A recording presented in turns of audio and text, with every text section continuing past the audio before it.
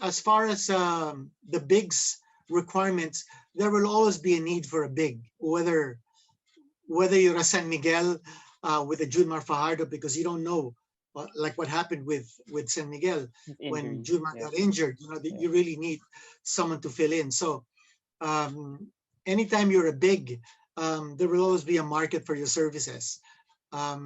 I think Meralco's lucky that they have an Almazan um, to play center already, and that fills a huge need for them. But um, as far as bigs go, you can have a Japet, you can have a Greg Slaughter, but to have a big in your team doesn't necessarily answer your needs completely. There has to be a complementation, and the way basketball is being played now, a big is just one piece of the puzzle. Um, I can't see, for instance, in the evolution of the game, um, a big man having more of a responsibility than someone who's playing one. I think it's equal responsibilities now for all five players on the floor at the same time. And the challenge of every player is to play as many positions as possible. I think the being able to play multiple positions is an asset. Yeah. And if you're looking at the players coming to the draft, that's what you're looking for.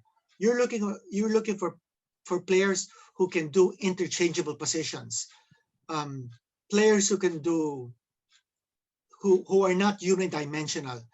And that's my take on bigs. You can't just be a big guy and and be a low post threat.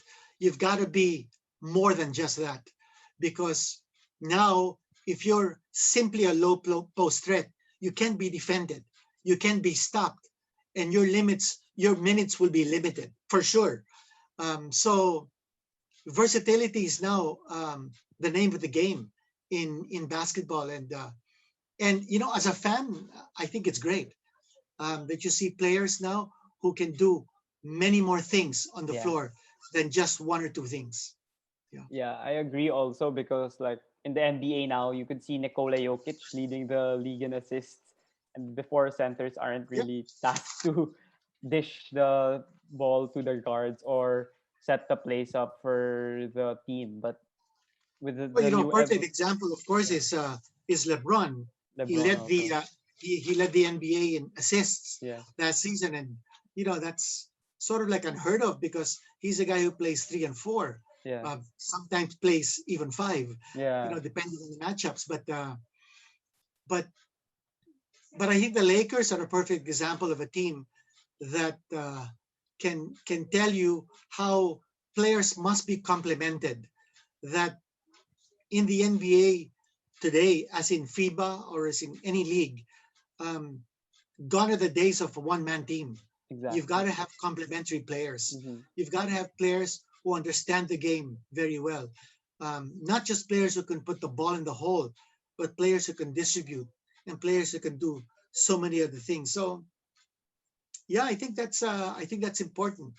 Yeah, versatility, interchangeability, and players being able to play multiple positions.